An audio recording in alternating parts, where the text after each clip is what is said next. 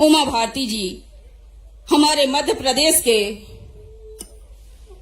यशस्वी मुख्यमंत्री जी श्री शिवराज सिंह चौहान जी का अंग वस्त्र देकर के और पुष्प गुच्छ से स्वागत करेंगी दीदी उमा भारती जी। बोलिए भारत माता की, भारतीय जनता पार्टी, भारतीय जनता पार्टी। स्वागत की इस बेला में हमारी दीदी, हमारे प्रदेश के मुखिया, परम आदरणीय, परम सम्माननीय शिवराज सिंह चौहान जी का पुष्प वर्षा से स्वागत करेंगी, अंग वस्त्र देकर स्वागत करेंगी और पुष्प गुच्छ देकर के स्वागत करेंगी। हम सबकी दीदी की जो सहयोगी, हम सबकी बहनें, हमारे प्रदेश के मुखिया परम आदरणीय श्री शिवराज सिंह चौहान जी को पुष्प वर्षा से स्वागत करेंगी। मेरी सभी सहयोगी बहनें दीदी के साथ में पुष्प वर्षा से स्वागत करेंगी। ये बड़ा अद्भुत नजारा है, बड़ा अद्भुत दृश्य है कि हम इसे अपने इन चंद क्षणों को हम अपने मोबाइलों में उसे कैद कर लें।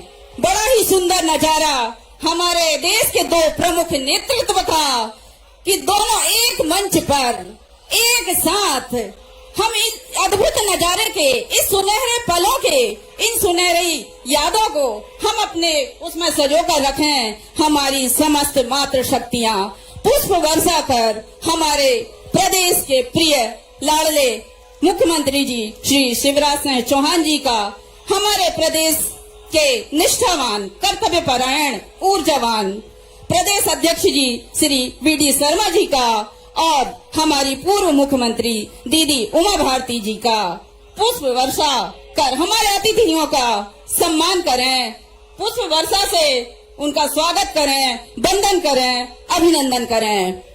हम आज ये सभागार इन सुनहरे पलों को हमेशा याद करेगा, क्योंकि ये पल हमारे सम्माननीय मुख्यमंत्री जी के स्वागत का है, क्योंकि उन्होंने हमारे मातृ शक्तियों के हितों को, उनकी सुरक्षा को ध्यान में रख करके इस नई आबकारी और कल्याणकारी नीति को हमारे सामने लाए। तो हमारी मातृ शक्तियां उनका सम्मान करें, उनका स्वागत करें, उनका वंदन करें और पुष्प वर्षा कर उनका वंदन करेंगे, स्वागत करेंगे। ऐसे हमारे प्रदेश के मुखिया परम आदरणीय श्री शिवराज सिंह चौहान जी की स्वागत और वंदन करेंगे। जय भारत माता की जय। अब हमारी दीदी, हमारे प्रदेश के अध्यक्ष, भारतीय जनता पार्टी के सांसद, कर्तव्यपरायण, ऊर्जावान हमारे वी.डी. शर्मा जी का फूलों की वर्षा कर स्वागत करेंगी, उनको अंग वस्त्र दे करके और पुष्प गुच्छ से उनका स्वागत करेंगी। ऐसे हमारे परम आदरणीय कर्तव्यपरायण वी.डी. शर्मा जी। ये बहुत अद्भुत, बहुत सुंदर नजारा, बहु प्रतीक्षित वो समय, वो क्षण आपके बीच खत्म हुए और बहुत ही सुंदर नजारा इस मंच का कि अतिथि अब आपके सामने मंच पर विराजमान है। बोलिए भारत माता की, भारत माता की।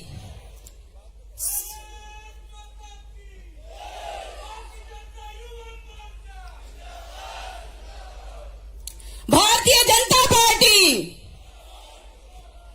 जोरदार बुलंद आवाज में आप जयकारे लगाइए। Bharatiya Janata party, Bharatiya Janata party. प्रदेश के मुखिया, इस प्रदेश के अध्यक्ष, हमारे भारतीय जनता पार्टी के प्रदेश अध्यक्ष और हमारी पूर्व मुख्यमंत्री दीदी उमा भारती जी इस स्वागत की वेला को यहीं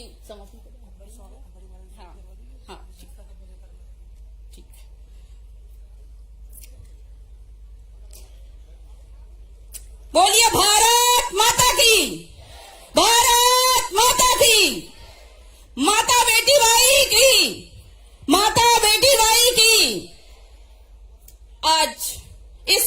की बेला को मैं आगे बढ़ाते हुए माता बेटी बाई स्मृति शिक्षण समिति के सदस्यों से मैं निवेदन करती हूं कि वो हमारे परम सम्मानीय अतिथियों का स्वागत गजमाल से करें।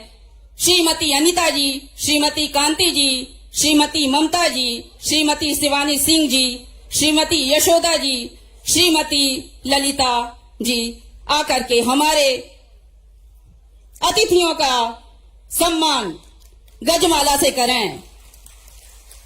ये बहुत सुंदर नजारा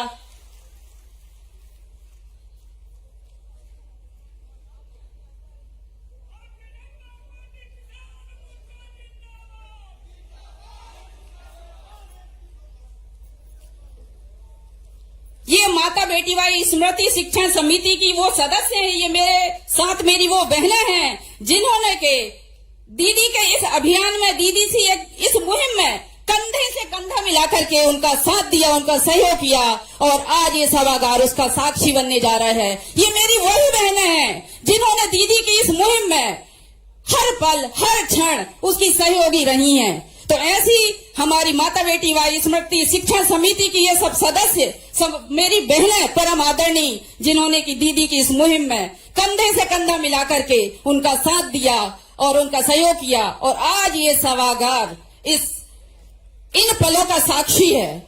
और ऐसे हमारे प्रदेश के परम आदरणीय हम सबके प्रिय मुख्यमंत्री जी श्री शिवराज सिंह चौहान जी, जिन्होंने की हमारी बहनों की, हमारी माताओं की, बेटियों की हितों को ध्यान में रख करके ये नई आबकारी नीति लाए जो हमारे प्रदेश के लिए कल्याणकारी नीति है। और हमारा मध्य प्रदेश एक ऐसा उदाहरण प्रस्तुत करेगा हमारे भारत में कि इसकी एक अलग छवि होगी। ऐसी कल्याणकारी नीति लाए और मध्य प्रदेश को नित्य नई सौगातों को देने वाले ऐसे हमारे प्रदेश के मुखिया, जिन्होंने कि सबके हितों को ध्यान में रखते हुए, और यहाँ तक मैं कहूँ कि अभी जो बजट पेश हुआ है उसमें भी मातृ शक्तियों के हितों को कहीं बढ़ चढ़ करके ध्यान में रखा गया है। तो एक बार जोरदार करतल ध्वनि के साथ, जोरदार तालियों के साथ हम अपने मुखिया का स्वागत करेंगे। बोलिए भारत माता की, भारत माता की, मातृशक्ति की, मातृशक्ति की। मैं स्वागत की इस बेला को यहीं विराम देते हुए हम सबकी प्रेरणा स्रोत, आदर्श ओजस्वी वक्ता, अपने कार्य के लिए दृढ़ संकल्पित, अपना जीवन समर्पित करने वाली आदरणीय दीदी उमा भारती जी को मैं आमंत्रित करती हूँ। बोलिए भारत माता की, भारत माता की।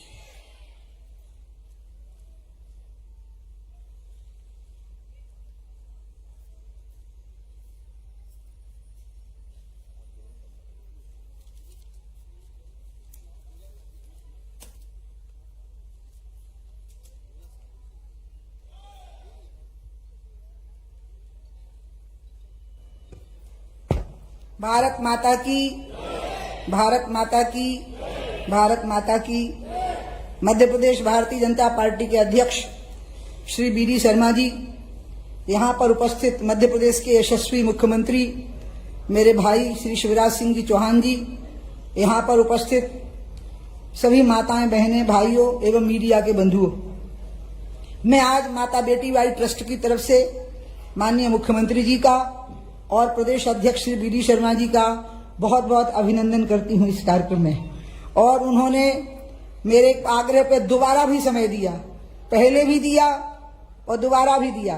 ये जरूर है कि कल रंग पंचमी है, ये प्रोग्राम हमने होली से पहले रखा हुआ था। अब ये होली के ऐसे समय पर हुआ जब लोग थके हारे से थे, लेकिन मैंने कहा नहीं, मुख्यमंत्री जी का समय फिर से लिया है और आज का बड़ा शुभ दिन है, इसलिए आज करना पड़ेगा। और इसलिए क्योंकि उनका समय हमें मिला था तो आज कार्यक्रम हुआ। मैं मुख्यमंत्री जी ने जब नीति की घोषणा की तो मैं उनसे फोन पे बात नहीं कर सकी, मैं झेप गई, क्योंकि उनने जो मुझे दिया वो मेरी कल्पना से ज्यादा था। तो लोगों को लगा मैं उनसे फोन पे बात क्यों नहीं कर रही हूं, तो मैंने कहा बोलते नहीं बन रहा है। फिर मुझे जबरदस्ती मुख्यमंत्री जी का नंबर डायल करके और मुझे फोन दे दिया गया कि एक बार अभिनंदन तो कर दीजिए, मुंह से तो कह दीजिए कि अभिनंदन। तो मैंने कहा अच्छा मैं कह देती हूँ कि भैया आपने कर दिया, ये तो सोचा ही नहीं था, और इसलिए आपका बहुत अभिनंदन, क्योंकि हमने नहीं सोचा था कि इतनी अच्छी आबकारी नीति लाने की तैयारी शुरू हो गई है। 21 जनवरी को जब मैं मुख्यमंत्री जी को मिली तो हमारी बात तय हुई। उन्होंने कहा दीदी मैं 31 जनवरी को घोषित करूंगा और मैं ऐसा कभी नहीं करूंगा कि मैं आपके परामर्श को इग्नोर करूं, उनको नजरअंदाज करूं। और उसके बाद मैं बहुत व्यग्र होने लगी। मेरी व्यग्रता की स्थिति ये हो गई कि मैं व्याकुल होकर के कभी ओरछा तो कभी अयोध्या बाईपास के दुर्गा हनुमान मंदिर पर, वो कोई धरना या प्रदर्शन नहीं था, मैं अपनी मन की व्यग्रता कम करने के लिए उन स्थानों पर जाकर के बैठने लगी। और अंत में शिवरात्रि भी आ गई। मुझे लगा शिव जी अब कब वरदान देंगे अपना, और शिवरात्रि के ठीक दूसरे दिन नई शराब नीति की, नई आबकारी नीति की घोषणा हुई। इस नई आबकारी नीति में जो निहित है वो किसी को कल्पना भी नहीं है।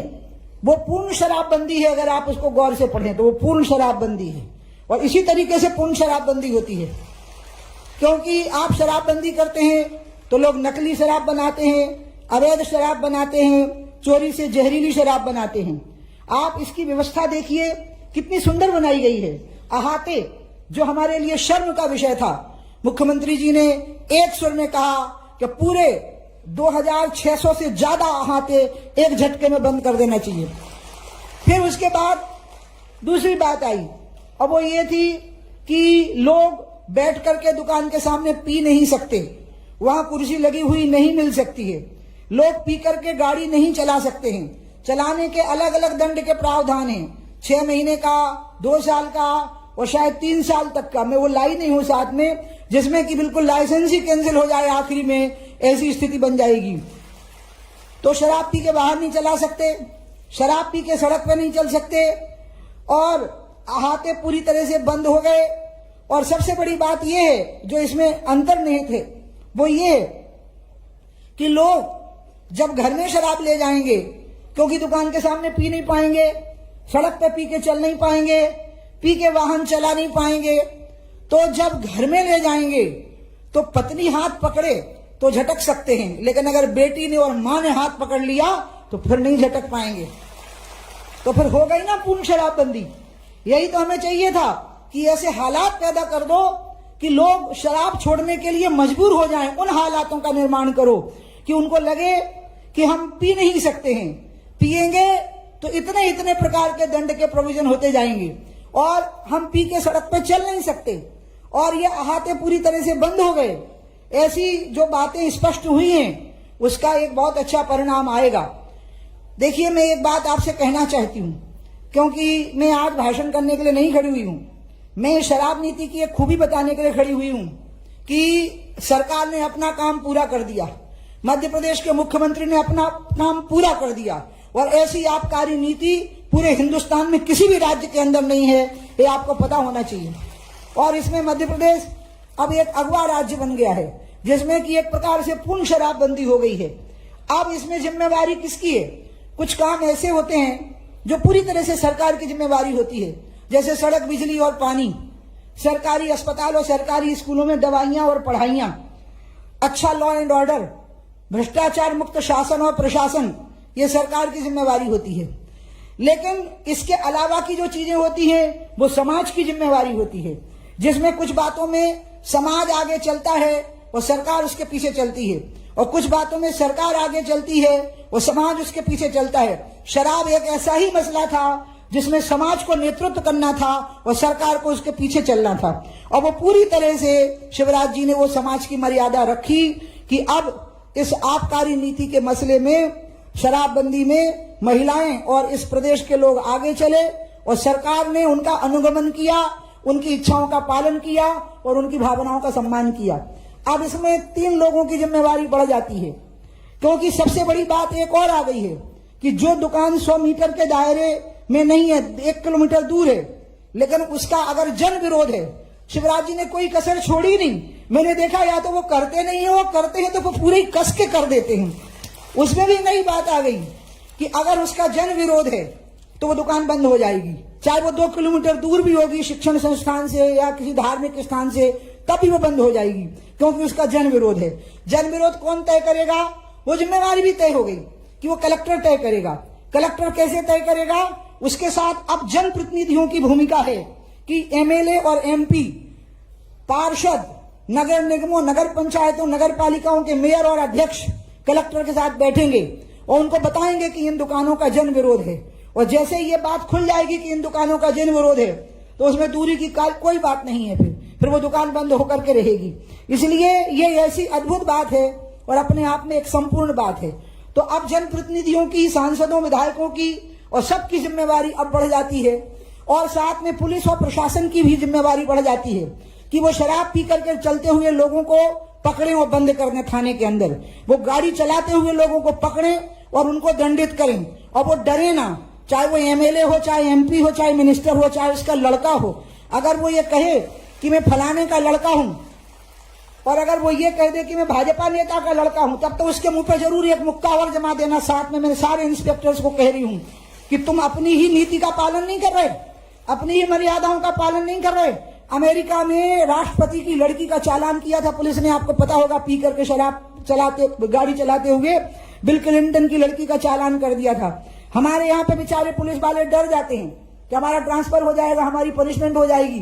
वो भी धमकाने लग जाता है कि तुम जानते नहीं हो कि मैं कौन हूं। तो मैं सारे पुलिस वालों को मैंने कह दिया, मेरा ये भाषण आज ऐसा बनाया है मैंने व्यवस्था की, पहुंच जाएगा सब जगह पर, कि जिसने ये कहा कि बताओ तुमने मेरे को दंडित किया, अब तुम जानते नहीं हो, मैं तुम्हें देखूंगा, उसको अगर कुछ भी ट्रांसफर पोस्टिंग में डिस्टर्ब किया गया तो मैं वहां पे जाकर के खड़ी हो जाऊंगी पुलिस की। उसको डिस्टर्ब नहीं किया जा सकता। इसलिए पुलिसकर्मी, जैसा मेरे भैया हमेशा बोलते थे कि दबंग वो क्या, दबंग का उदाहरण देते थे ना भैया आप बहुत, कि वो तो हमेशा उत्साहित करते हैं पुलिस वालों को कि तुम दिखाओ वो सिंघम वाला मामला दिखाओ, और डरो मत किसी भी चीज से, और सामने बिल्कुल खड़े हो जाओ, क्योंकि इधर टाइगर बैठा है, टाइगर जिंदा है। तो पुलिसकर्मी जो हैं वो आराम से सिंघम हो सकते हैं, निश्चिंत हो जाएं।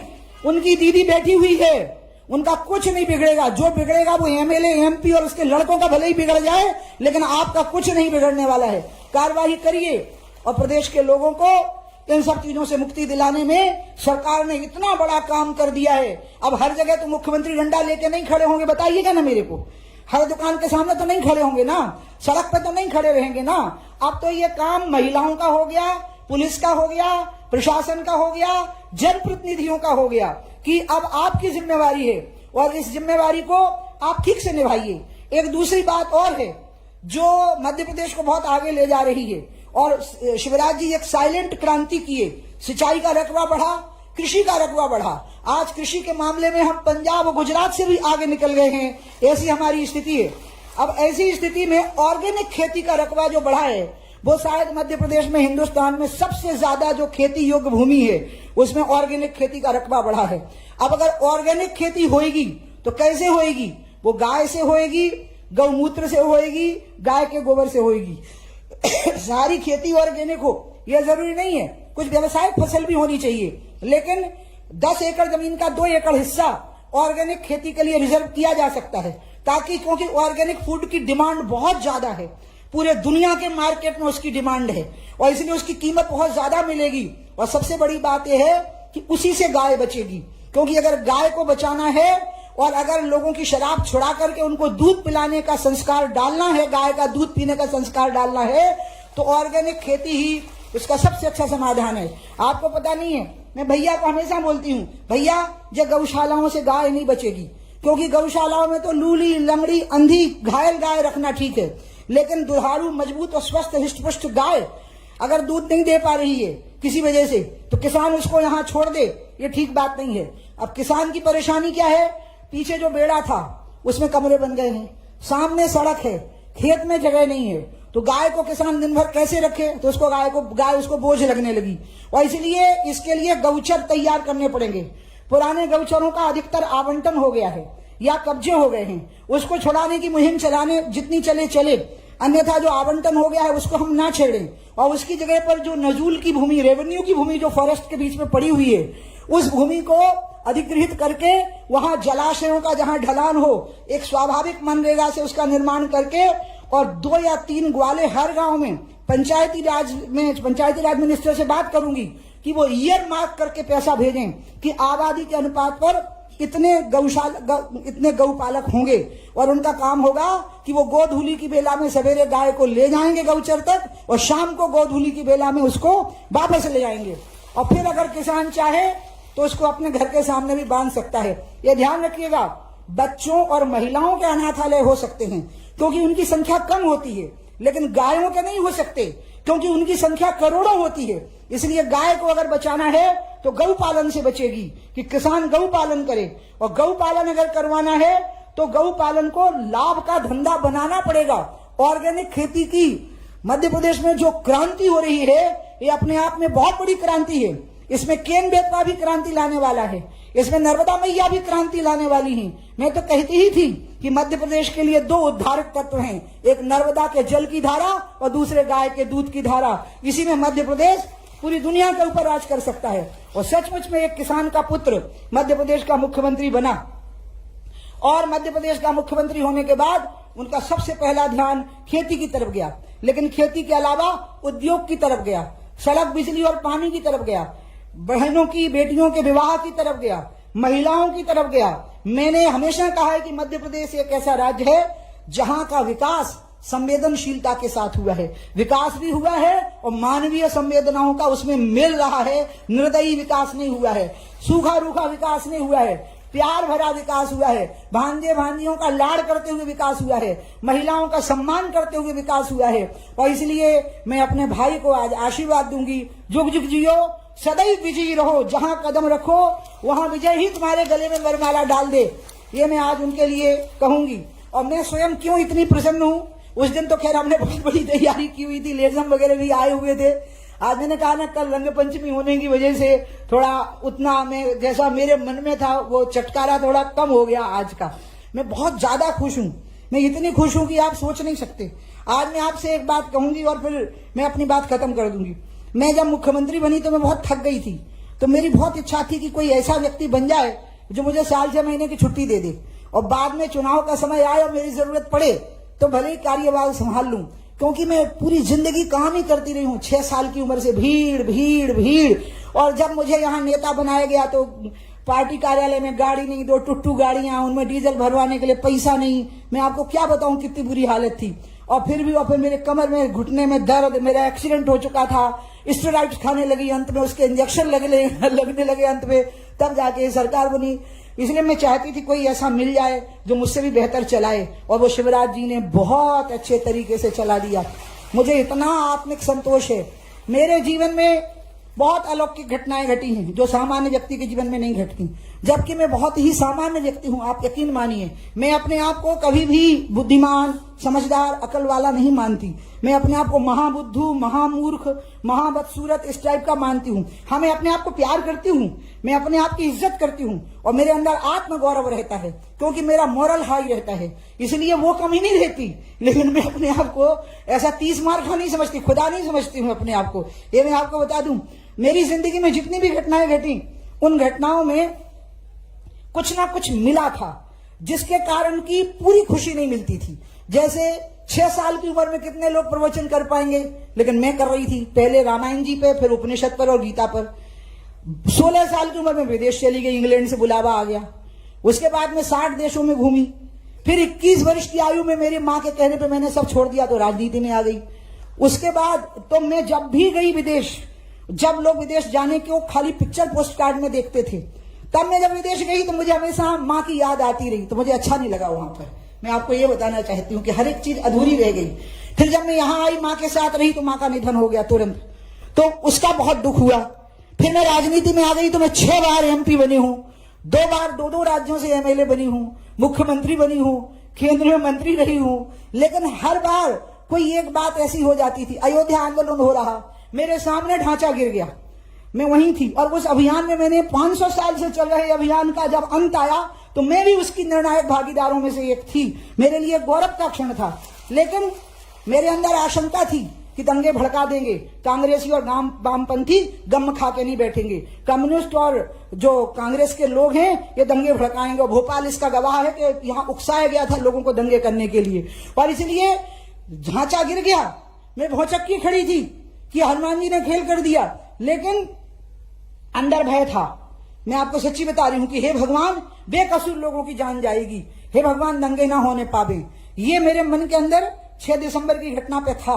उसके बाद जब मैं केंद्र में मंत्री बनी तो मुझे हमेशा लगा, कोई आदमी 36 साल की उम्र में मंत्री बन गया तो बहुत बड़ी उपलब्धि है, लेकिन मुझे लगा कि मेरे सिर पे अटल जी का हाथ होना चाहिए, कोई गलती ना हो जाए, क्योंकि अपन खराब मिजाज के माने जाते हैं। अधिकारियों को कुछ कर दिया, फेंक फाक दिया, कुछ हो गया तो गड़बड़ हो जाएगी।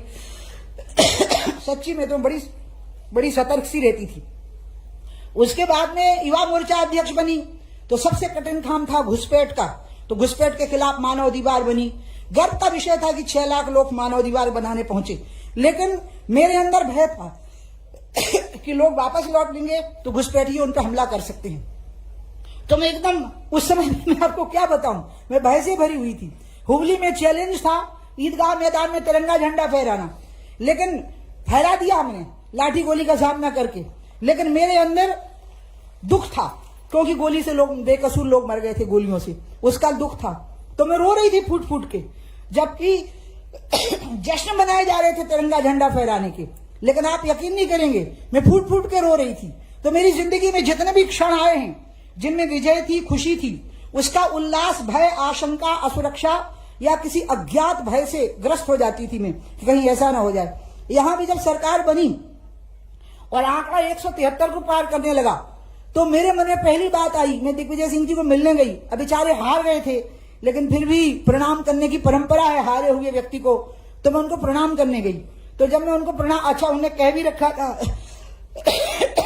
कि हार जाऊंगा तो संन्यास ले लूंगा, तो संन्यास लेने की बारी उनकी आ गई, मुख्यमंत्री बनने की बारी मेरी आ गई। अब मैं उनको मिलने गई तो उनने मुझे कहा, उमा अर्थ संकट बहुत बड़ा है, पैसे का इतना बड़ा संकट है कि राज्य चल नहीं पाएगा, तुम कर्मचारियों की तनख्वाह देने में भी तुम्हें परेशानी होगी। मैंने कहा भाई देखते हैं, रास्ता निकालेंगे। ओपन मार्केट बोरोन का रास्ता निकाला, और मैंने सुना कि त्रिजुगी नारायण में 3 कुंड हैं, अगर शिवरात्रि को उनमें स्नान कर लिया जाए तो मनोकामना पूरी होती है। तो मैं मुख्यमंत्री थी और मैं वहां गई और बर्फ की परत थी पानी पर। मैं आपको क्या बताऊं, मैं पहले नहाई, जो नियम है पहले शिव जी के कुंड में, यानी ध्वंस करो, हमारी किस्मत को बदलो। दूसरा कुंड होता है ब्रह्मा जी का, यानी नए को जन्म दो, और तीसरा होता है विष्णु का, कि पोषण करो। वो तीनों कुंडों में जब मैंने नहाया तो लोगों को लगा कैसी मुख्यमंत्री है, मर जाएगी ठंड में, क्योंकि बर्फीला पानी है।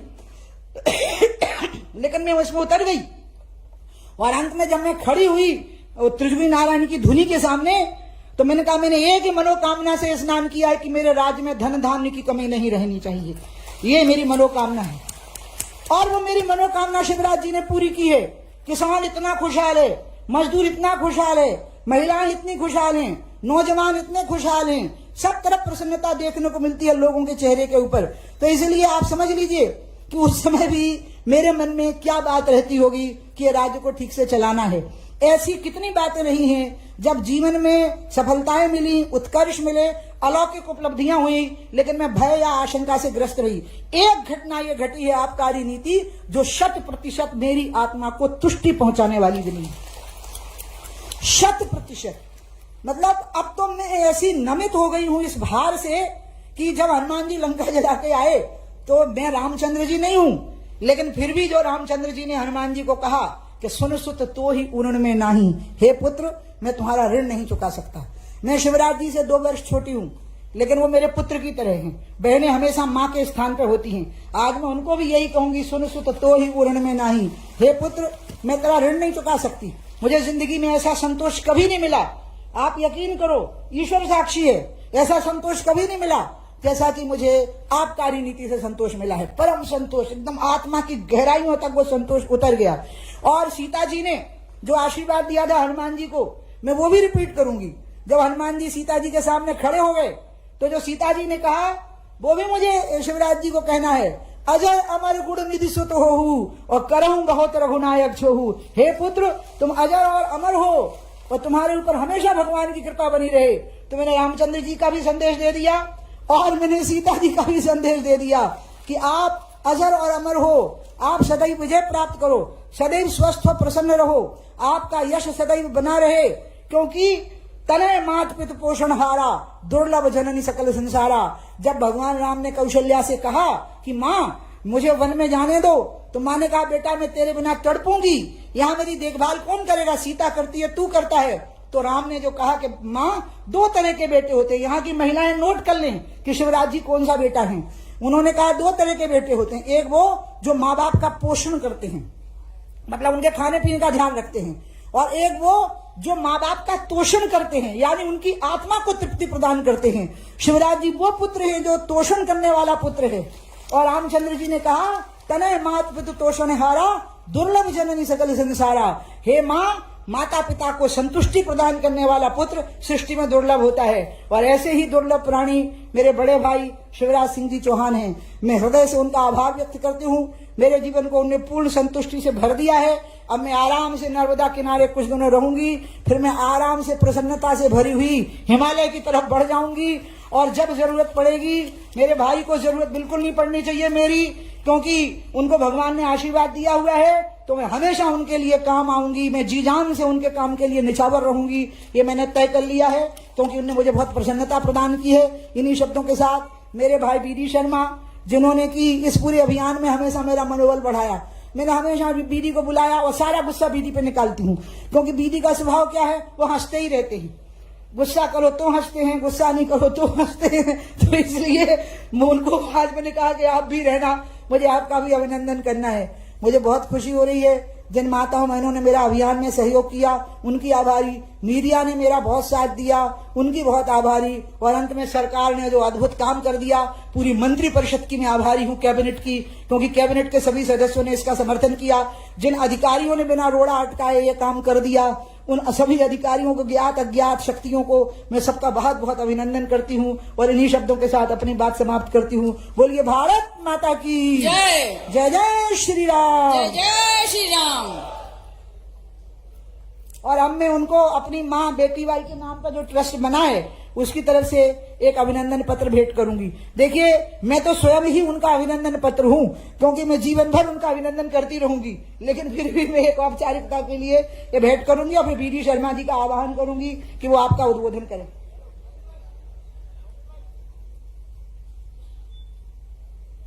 अब हमारी दीदी माननीय अतिथियों को माता बेटी भाई स्मृति शिक्षण समिति का अभिनंदन भेंट करने जा रही हैं।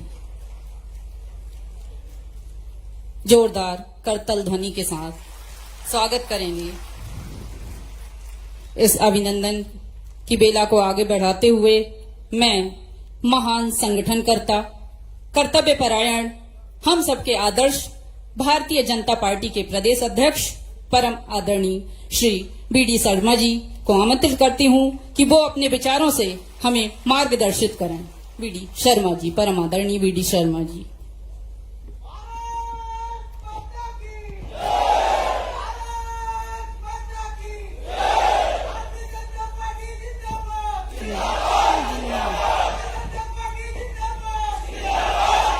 बोलिए भारत माता की, भारत माता की जय जय श्री राम। जय श्री राम।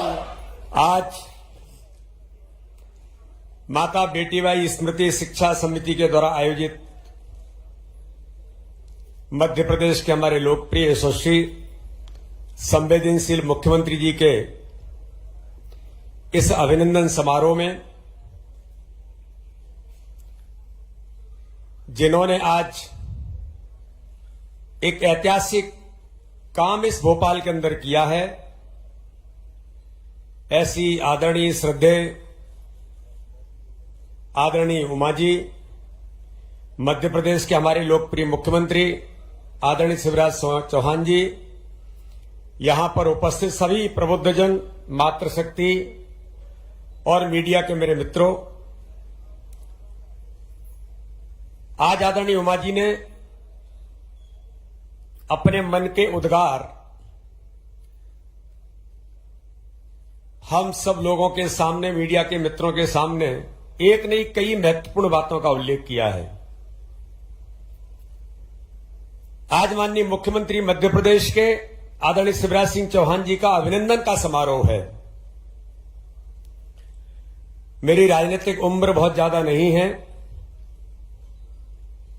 सामाजिक दृष्टि से भी एक छात्र राजनीति में काम लंबे समय तक मैंने किया है, लेकिन जिसको मैं कहता हूं कि एक मातृत्व भाव के साथ जो स्नेह मिलता है, ऐसा स्नेह मुझे केवल राजनीति में नहीं, जब मैं छात्र राजनीति में काम करता था तब भी श्रद्धेय उमा भारती जी का मुझे उसी रूप में उनका स्नेह मुझे लगातार मिलता रहा है। आज इस अभिनंदन समारोह में मुख्यमंत्री जी का हम सब लोग मिलकर के स्वागत कर रहे हैं, अभिनंदन कर रहे हैं। लेकिन मित्रों, आज इस दिशा में कि भारतीय जनता पार्टी की सरकार पंडित दीनदयाल उपाध्याय के अंत्योदय के उस विचार पर काम करते हुए देश के अंदर माननीय प्रधानमंत्री मोदी जी के नेतृत्व में और मध्य प्रदेश के हमारे मुख्यमंत्री माननीय शिवराज सिंह चौहान के नेतृत्व में जब हम उस अंत्योदय के विचार पर काम करने का संकल्प लेकर के सरकारें जब आगे बढ़ी हैं, जब हम देखते हैं कि जन कल्याण और गरीब कल्याण की उन योजनाओं के साथ उस विचार पर आगे बढ़ने वाली जब सरकारें हैं, तो ये जो अभिनंदन है, ये अभिनंदन माननीय मुख्यमंत्री शिवराज सिंह चौहान का तो है ही, श्रद्धेय उमा भारती जी का मैं बहुत गहराइयों के साथ, अंतर्मन के साथ मध्य प्रदेश के एक एक कार्यकर्ता की ओर से मैं आदरणीय श्रद्धेय उमा जी का भी अभिनंदन करता हूं कि उन्होंने मात्र मुख्यमंत्री जी का अभिनंदन नहीं, उनका अभिनंदन तो है ही, एक राजनीतिक तौर पर उस कार्यकर्ता का अभिनंदन किया है जिस कार्यकर्ता ने जन कल्याण के लिए अपने आप को खपाकर इस मध्य प्रदेश के अंदर अपनी भूमिका निभाई है। क्योंकि एक केवल आज आबकारी नीति, जो आदरणीय दीदी ने कहा कि आबकारी नीति के आने के कारण से उनके मन को पूर्ण संतुष्टि जब मिली है, ये वास्तव में एक सरकार के द्वारा, एक सरकार के नेतृत्व के द्वारा सामाजिक परिवर्तन कैसे लाया जा सकता है, इसका एक अच्छा उदाहरण माननीय मुख्यमंत्री शिवराज सिंह चौहान ने मध्य प्रदेश की सरकार की इस नीति के माध्यम से दिया है। मैं जब भारतीय जनता पार्टी के अंदर प्रवेश किया था और मैं प्रदेश का महामंत्री था, तो उस समय मुझे एक काम की जिम्मेदारी मिली।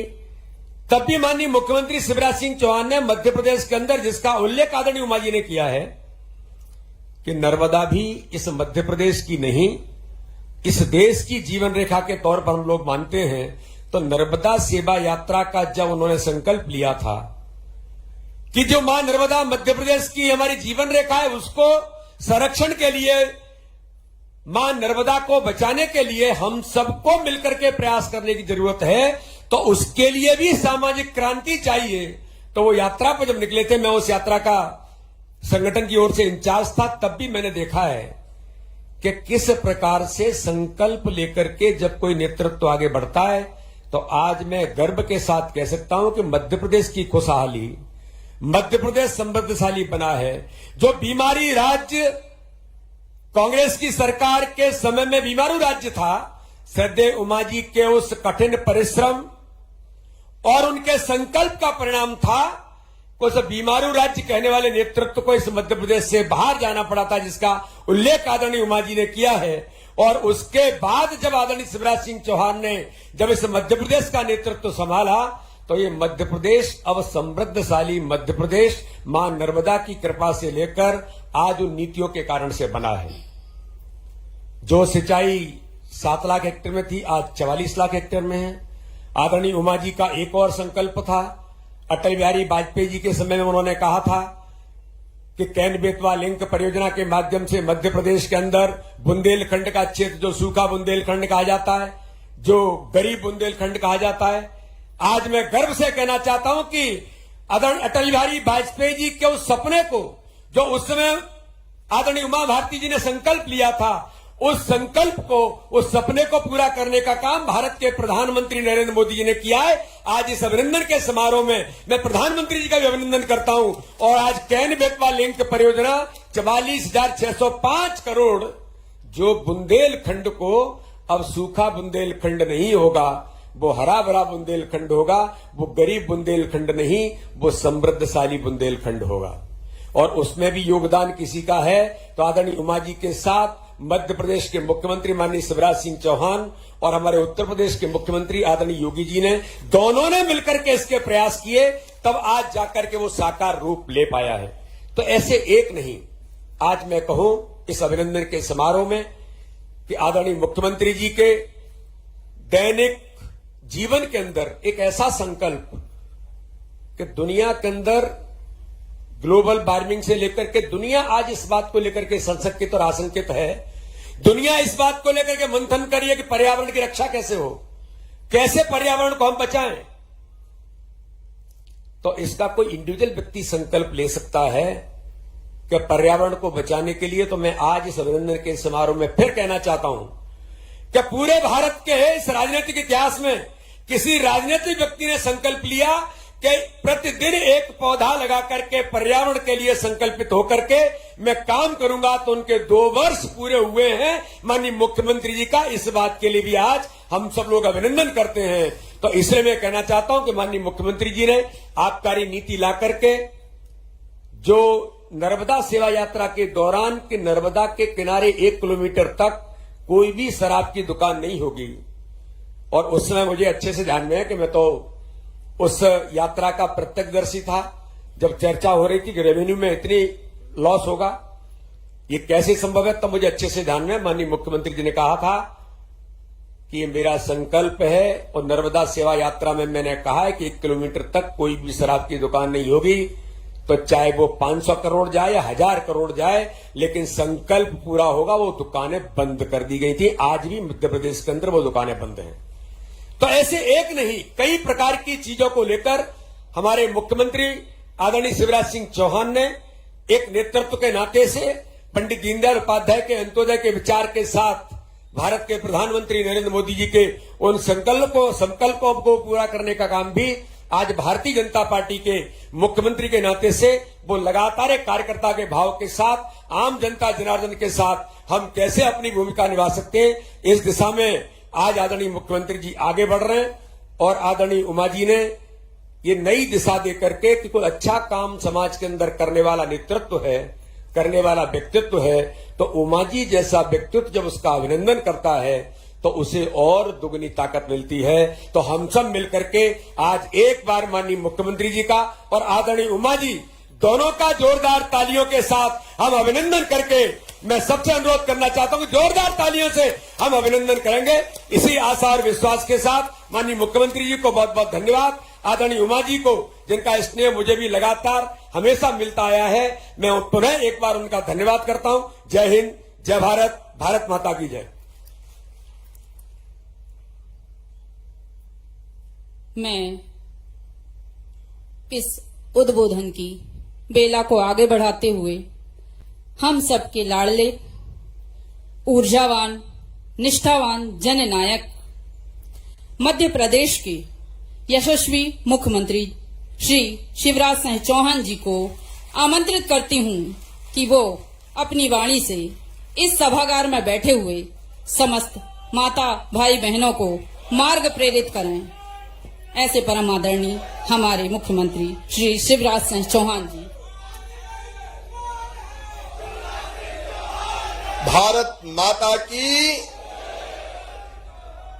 भारत माता की। आज मैं अभिभूत हूं, मेरे पास शब्द नहीं है।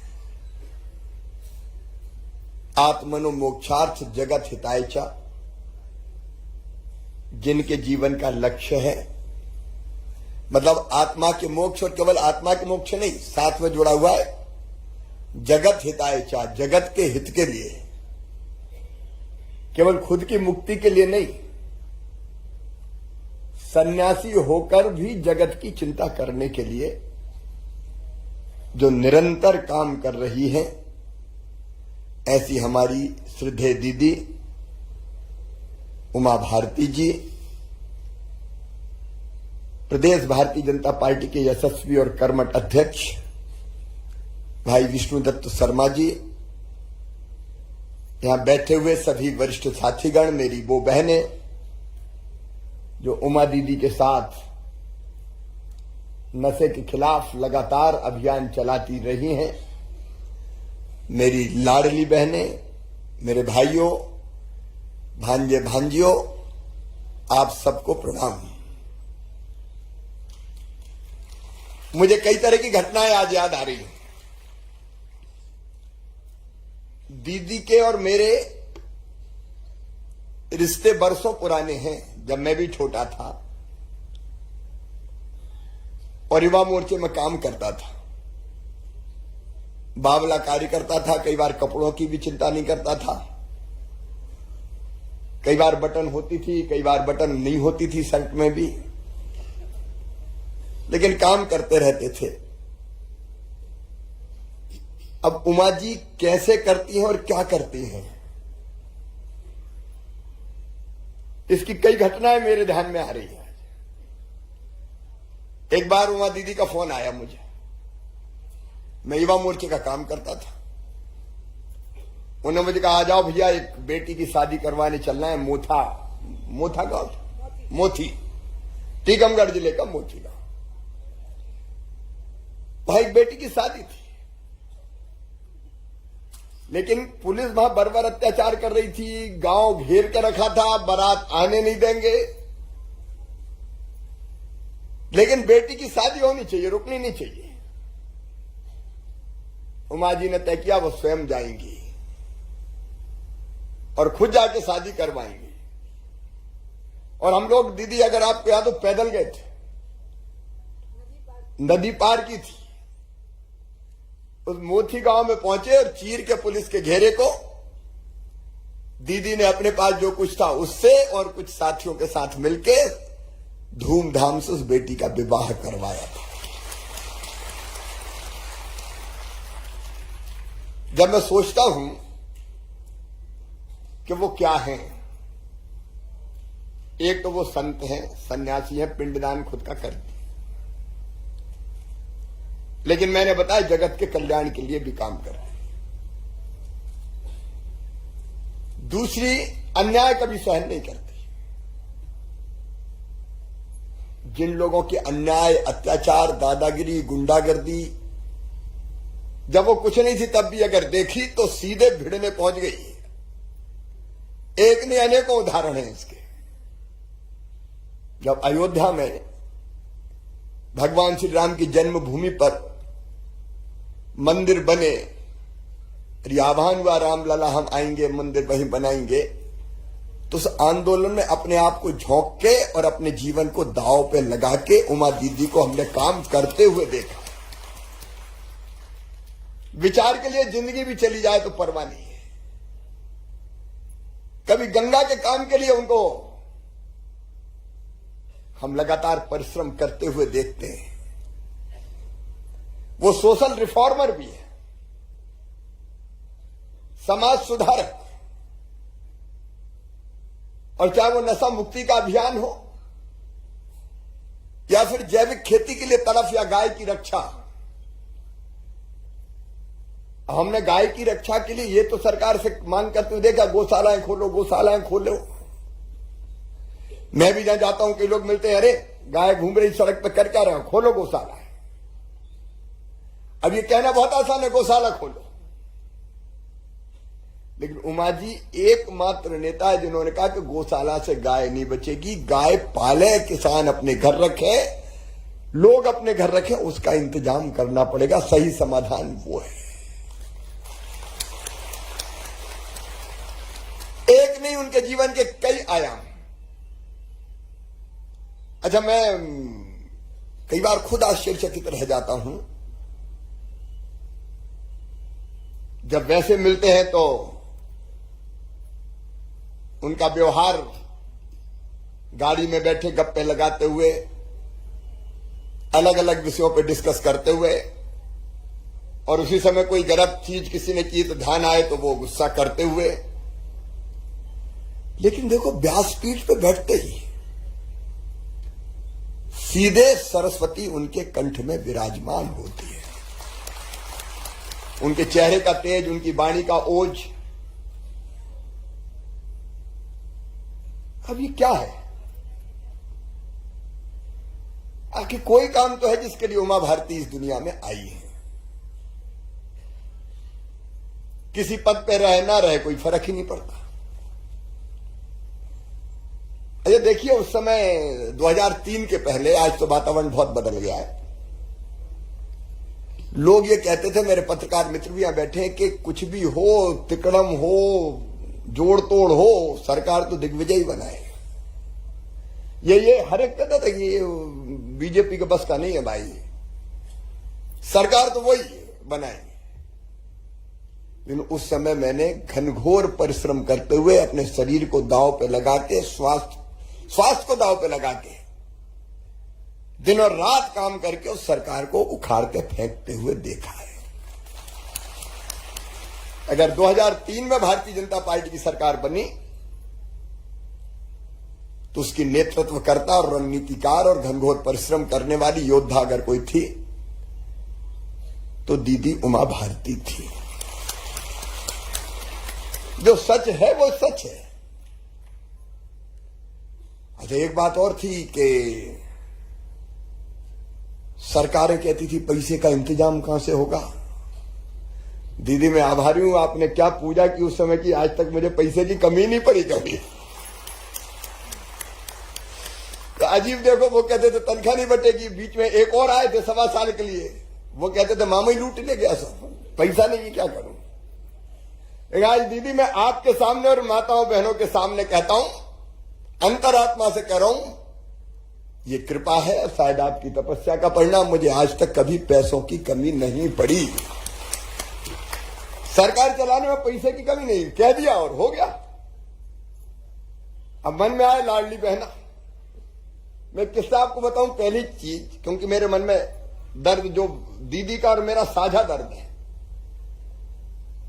गांव में हमने मां, बहन और बेटी के खिलाफ अन्याय होते हुए देखा है। सगी मां भेद करती थी बेटा और बेटी में, बेटे को ज्यादा लाल।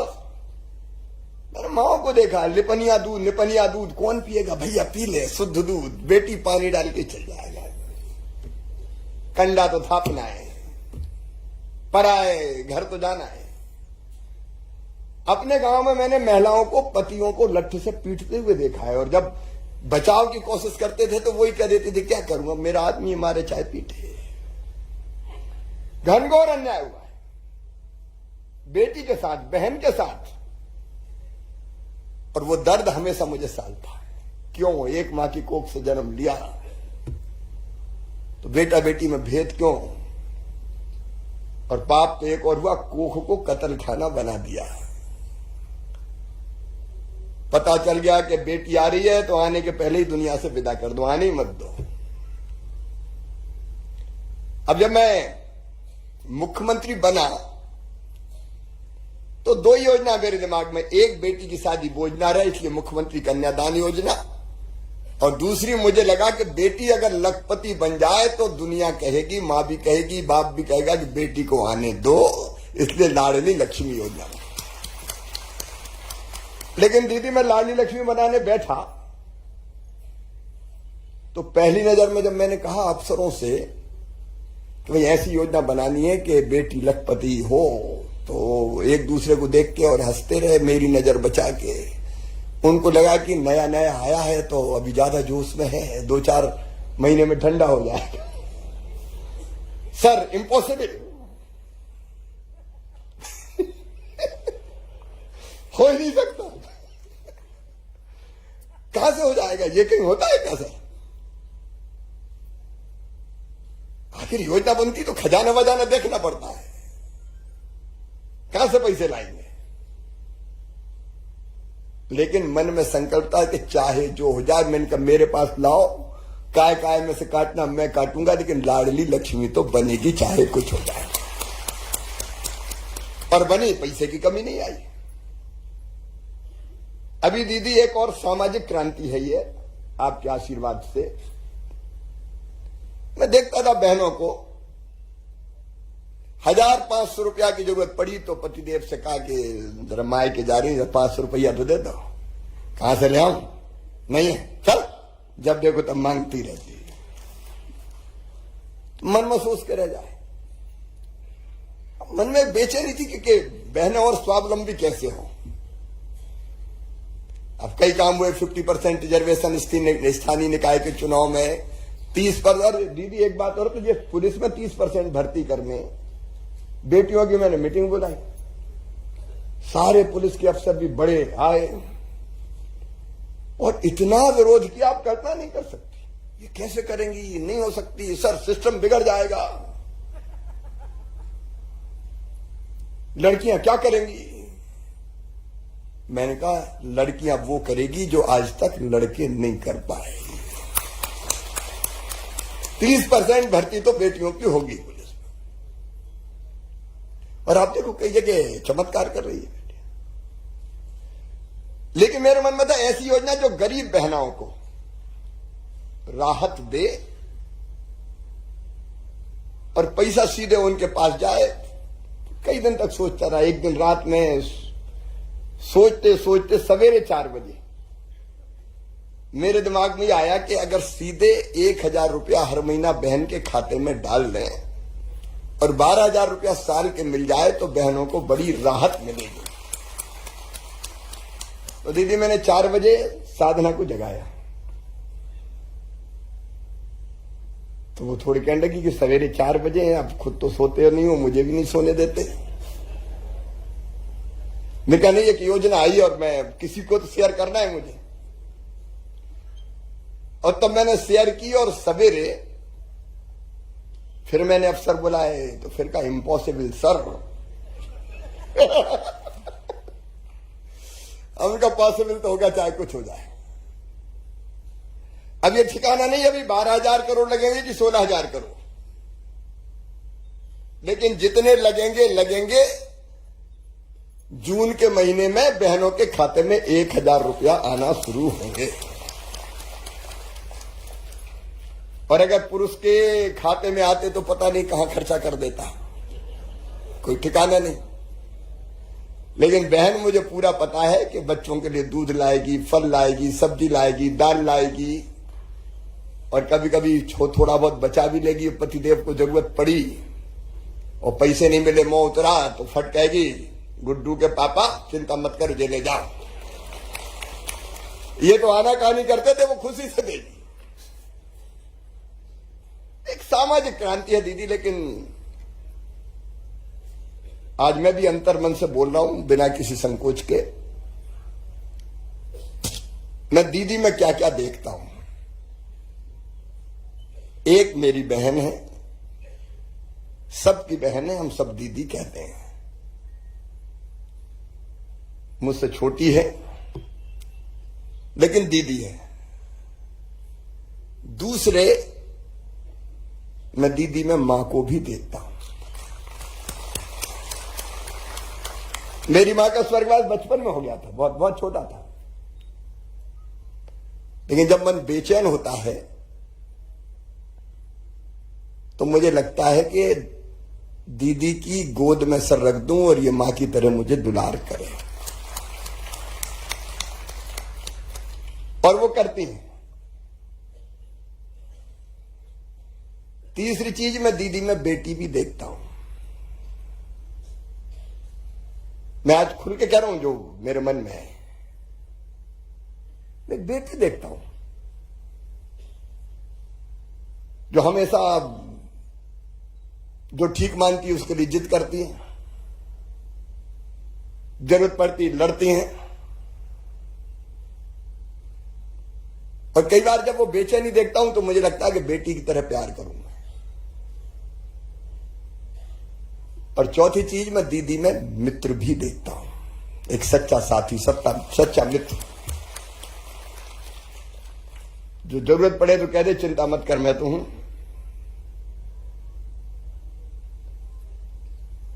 आज मैं अभिभूत हूं। दीदी आपका स्नेह, प्यार और आशीर्वाद तीनों मिले हैं, लेकिन संकल्प एक ही है कि आपने जो स्नेह, प्यार और आशीर्वाद दिया है, कभी वो दिन नहीं आएगा कि आपको निराश होना पड़े। हमारी कोशिश भरसक ये रहेगी कि जनता की बेहतरी के लिए, प्रदेश को आगे बढ़ाने के लिए पूरे समर्पण के साथ, और उसके साथ ऐसा नहीं कि रेवेन्यू चाहिए तो कैसी भी आबकारी नीति लाओ। अब ये अब हाथे वाला फैसला कोई आसान फैसला नहीं था। कई तर्क, अरे साहब कहां पिएंगे,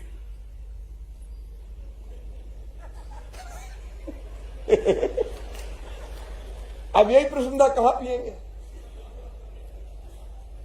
फिर तो सड़क पे पिएंगे कि पार्क में पिएंगे। तुम इनका सड़क पे पिया तो दो लट, भाई सड़क पे पीना अलाउ थोड़ी है भाई।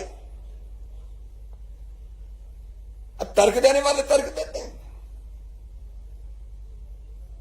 कई कहते थे ये बुनियादी अधिकार है दारू पीना, आप मौलिक अधिकार का हनन करोगे। तो उनका मौलिक अधिकार है तो घर जाके पिए। और दीदी उधर कह भी देती है कि यार लठ मठ ले लेना, घर अगर बोतल वोतल लेके आए तो। सब पत्नी से तो एक बार निपट लो, लेकिन बेटा बेटी से कैसे निपटोगे? एक तरह से नैतिक प्रतिबंध।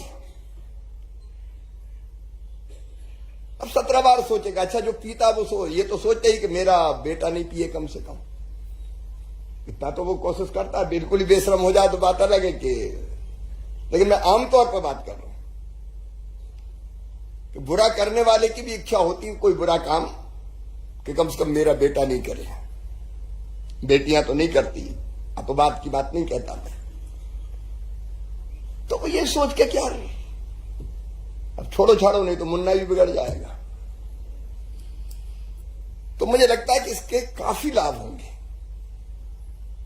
और एक, अब मैं पुलिस वालों को वो खरीदवा रहा हूं, वो एक डंडा रहता है ना जिसको मुंह पे लगाओ तो तुरंत आ जाए कि दारू पी कि नहीं पी। उसको नाम मुझे पता नहीं क्या कहते हैं उसको, पत्रकारों को मित्रों को पता होगा। ऐसे मुंह पे लगा देते हैं तो तुरंत पता। अच्छा जो भी एनालाइजर हो कि भैया वो डंडा खरीदो रे, और गाड़ी चलाने वाले को देखो मुंह में लगा दिया तो पता चल जाएगा पिए तो चलो उतर भैया। काम कठिन है लेकिन करना होगा। कितने एक्सीडेंट होते हैं, कितनी दुर्घटनाएं होती है, और उसी में पाप भी होते हैं। और इसलिए ये समाज सुधार की दृष्टि से एक बहुत बड़ा कदम है। और मुझे कहने में कोई संकोच नहीं है कि दीदी आपका जो दृढ़ संकल्प था और जिस दृढ़ता के साथ आपने इस विषय को उठाया, उसने और प्रेरणा मजबूत की कि नहीं करना चाहिए, कुछ ना कुछ करना ही चाहिए। और फिर हम इस फैसले पर पहुंचे। आज केवल इतनी कहके कि जीवन अर्थपूर्ण हो। आपने जैविक खेती की बात की दीदी, मध्य प्रदेश के लिए यह गर्व का विषय है कि 17.5 लाख हेक्टेयर में जैविक खेती हो रही है हमारे देश में, सबसे ज्यादा 17.5 लाख हेक्टेयर। जैविक की प्राकृतिक भी बढ़ रही है। और गाय बचाने की दृष्टि से भी आपने जो रास्ता सुझाया उसको थोड़ा वर्कआउट और करेंगे। गाय कैसे आर्थिक रूप से भी लाभकारी बन जाए। गोबर के उपयोग, गोमूत्र के उपयोग, उससे किसान को सीधे आर्थिक लाभ। मैंने दीदी वर्कआउट करने का कहा कि हम गोबर खरीदेंगे तो कितना गोबर आएगा, क्या क्या और उपाय किए जा सकते हैं। गोमूत्र खरीदेंगे तो उसको अभी वर्कआउट करने की कोशिश कर रहा है। अभी एकदम किसी निष्कर्ष पर नहीं पहुंचे। लेकिन देखिए, जब कोई नेता समाज सुधारक भी होता है तो कई तरह के रास्ते बताता है और उससे सरकारों को दिशा मिलती है। मुझे पूरा विश्वास है कि दीदी का आशीर्वाद अच्छे कामों के लिए सदैव मिलता रहेगा। और बुरा काम मैं कभी करूंगा नहीं। अच्छा, सही बात यह कि बुरा काम दीदी कह रही मुझसे हो ही नहीं सकता। मैं आज सभी बहनों को प्रणाम करता हूं। आप आज आई, लाडली बहना के क्रियान्वयन में भी आपका सहयोग चाहिए, क्योंकि वो आवेदन वगैरह भरवाना है तो नॉन पॉलिटिकल ताकत भी लग जाए ताकि कोई बहन वंचित ना रहे। और फिर इस संकल्प को व्यक्त करते हुए कि जो बेहतर से बेहतर हो सकता है वो काम करने की कोशिश में कोई कमी नहीं आएगी। और ये अभिनंदन तो एक बहाना था, मुझे तो दीदी का आशीर्वाद लेने आना था। इससे संकल्प और मजबूत होगा। तो एक मजबूत संकल्प के साथ केवल सरकार नहीं चलाना, समाज को सुधारते हुए कैसे आगे बढ़ाएं। अब पेड़ लगाना भी आंदोलन बन गया। ये कोई काम लगातार आप करो तो वो काम लगातार वही तपस्या होने लगता है। ये अच्छे काम, और उनमें सबसे प्रमुख काम जो मेरी जिंदगी का मैं सोचता हूं कि मैं क्यों हूं, तो सबसे पहली चीज कोई है तो वो और मजबूत हुई है मेरी। मैं बेटी और बहन के कल्याण के लिए हूं। जो बेहतर से बेहतर हो सकता है करने की हम कोशिश करें, जो बेहतर से बेहतर हो सकता है। उसके परिणाम भी सामने आ रहे हैं। बेटा और बेटी के जन्म में जो अंतर था वो घटने लगा है। तो प्रयास करते तो परिणाम आते ही है। एक बार दीदी मैं आपको प्रणाम करता हूं, आपका स्नेह और आशीर्वाद सदा बना रहे। और आप सबको भी प्रणाम करते हुए, जिन बहनों ने इस अभियान में भाग लिया उनको भी प्रणाम करते हुए अपनी बात समाप्त करता हूं। बोलिए भारत माता की जय। भारत माता की जय। सियावर रामचंद्र की जय। पवन सुत हनुमान की जय। उमापति महादेव की जय। भारत माता की जय। गौ माता की जय। हर हर महादेव। परम